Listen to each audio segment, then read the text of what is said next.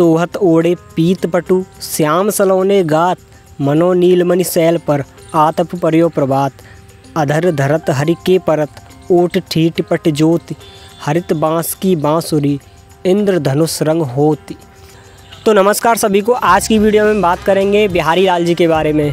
बिहारी लाल जिनका जन्म 1595 ईस्वी को या 1603 ईस्वी को हुआ था। इनके जन्म के संबंध में मतभेद हैं, इसलिए इनके जन्म की दो तिथियां हैं, 1595 और 1603। इनका जन्म ग्वालियर के पास वसुधा गोविंदपुर में हुआ था। इनके पिता का नाम पंडित केशव राय था। बिहारी लाल जी का बचपन बुंदेलखंड में व्यतीत हुआ और युवावस्था मथुरा में बीता। इनका ससुराल भी मथुरा में ही था। बिहारी लाल जी की रुचि बचपन से ही काव्य रचना व साहित्य में थी। उन्होंने युवावस्था में ही संस्कृत, हिंदी और ब्रजभाषा का अध्ययन कर लिया था।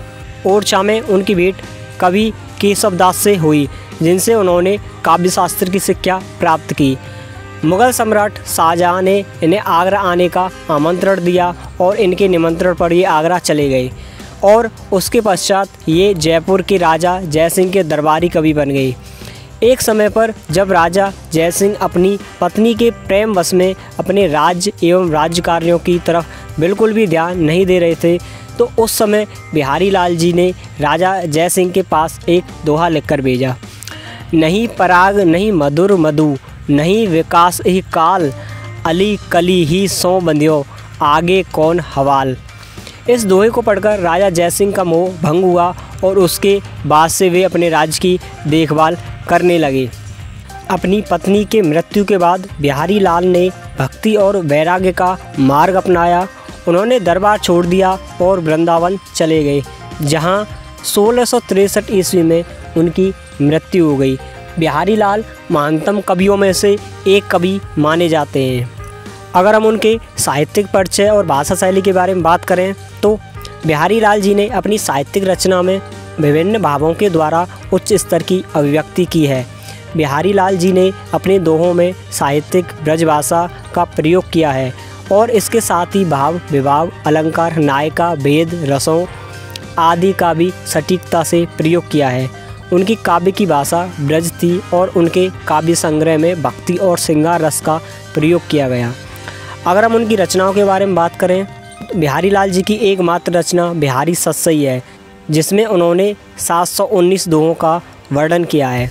इसके अंदर उन्होंने विभिन्न विषयों को शामिल किया। बिहारी सतसई ब्रजभाषा की एक प्रसिद्ध रचना है, जिसके कारण इनकी इस रचना को गागर में सागर की संज्ञा दी गई है।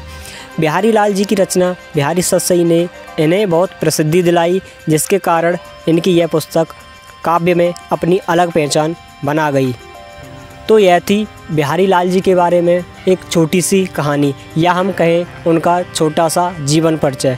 बिहारी लाल महानतम कवियों में से एक कवि माने जाते हैं। इनको गागर में सागर भरने वाला भी कवि माना जाता है।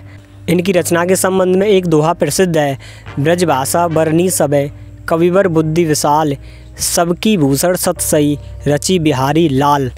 तो यह वीडियो आपको कैसी लगी, यह कमेंट और लाइक करके ज़रूर बताएं। तो नमस्कार, राम राम, जय श्री कृष्ण।